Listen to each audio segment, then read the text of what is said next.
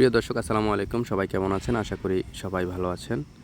আমার সামনে যে গাভীটি দেখছেন এই গাভীটির বয়স হবে কমপক্ষে 14 থেকে 15 বছর বয়স।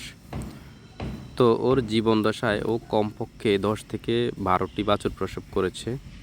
তো ওর যখন এই লাস্ট বাছুর প্রসব করবে, এর আগে তার প্রেগন্যান্সি অবস্থায় যখন 8 মাস রানিং চলে তখন তার ভ্যাজাইনাইটিস প্রোলাপস দেখা দিয়েছে। ভ্যাজাইনাইটিস প্রোলাপস হলো তার ভেজাইনা মানে যোনিপথ বেরোয় আসা।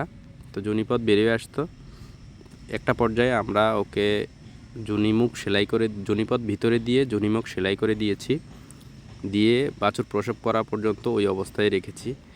বাছুর প্রসব করার সময় হয়েছে, ডেলিভারি সময় হয়েছে, সেলাই কেটে আমরা ওকে বাছুর ডেলিভারি করিয়ে দিয়েছি। দেওয়ার পর থেকে তার বিভিন্ন ধরনের শারীরিক জটিলতা, সে শোয়া থেকে উঠতে পারেন না, বিভিন্ন সমস্যা।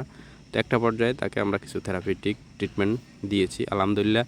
দেওয়ার পর সে উঠে বসেছে, খাবার দাবার গ্রহণ করা শুরু করেছে।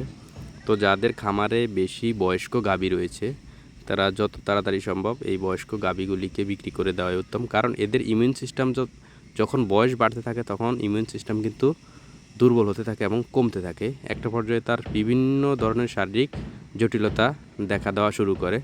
এতে করে খামারের লসের সংখ্যা দিন দিন বেড়ে যায়। ধন্যবাদ।